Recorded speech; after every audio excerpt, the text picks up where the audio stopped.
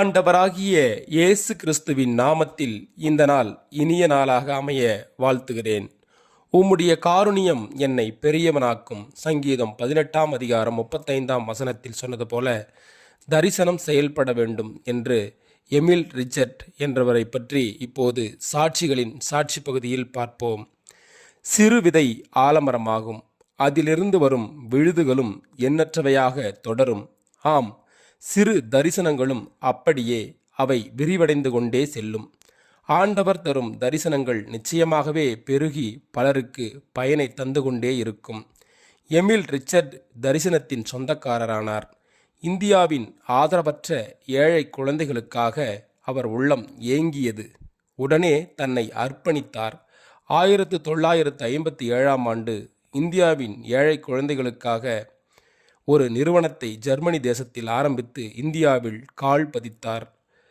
இன்று இந்தியாவில் 70க்கும் மேற்பட்ட இடங்களிலும் அயல் நாடுகளிலும் தன் கிளைகளை பரப்பி பல்லாயிரக்கணக்கான குழந்தைகளை வாழ்வின் உயர்ந்த நிலைக்கு உயரச் செய்து ஆயிரம் மாணவ மாணவிகளின் வாழ்வில் ஒளியேற்றி சுடர்விட்டு பிரகாசிக்கும் கிறிஸ்டியன் மிஷன் சர்வீஸ் CMS என்பதே அந்த நிறுவனமாகும்.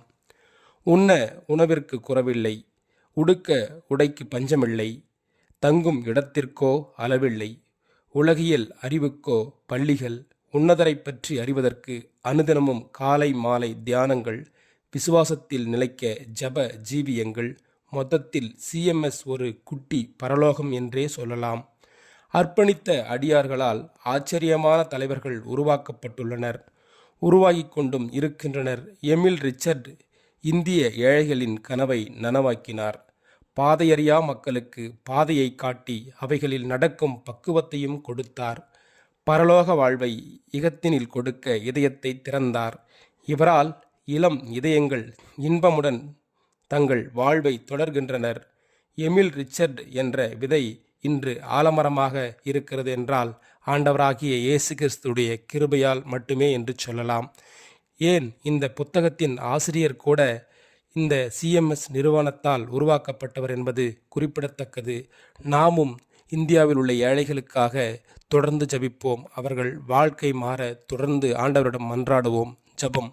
எங்களை அளவில்லாமல் நேசிக்கிற அன்பு தகப்பனே, இந்த நாள் இனிய நாளாக அமைய ஆண்டவராய் இயேசு கிறிஸ்துடைய பாதத்தில் நாங்கள் மன்றாடுகிறோம். தகப்பனே, இயேசுவின் நாமத்தில் உண்ண உணவும் உடுக்க உடையும் இருக்க இடமில்லாமல் தவிக்கும் ஒவ்வொரு குழந்தைகளையும் அப்பா நான் உங்களிடத்தில் வருவேன், அப்பா உங்களை திக்கற்றவர்களாக விடேன் என்று சொன்ன ஆண்டவரே, அப்படிப்பட்ட குழந்தைகளுக்கு தேவையான அனைத்து அப்பா சோத்திரம் தேவைகளையும் சந்தியும் ஆண்டவரே. இயேசுவின் நாமத்திலே அப்பா இன்று வேலை செய்கிற, இன்றைக்கு பணிக்கு செல்லுகிற இயேசுவின் நாமத்திலே அப்பா சோத்திரம் அப்பா ஒவ்வொரு பிள்ளைகளையும் உமது கரத்திலே ஒப்படைக்கிறோம் ஆண்டவரே. படிக்கிற படிப்பை ஆசீர்வதித்து பலப்படுத்தும் ஆண்டவரே. செய்கிற தொழிலை ஆசீர்வதித்து பலப்படுத்தும் ஆண்டவரே.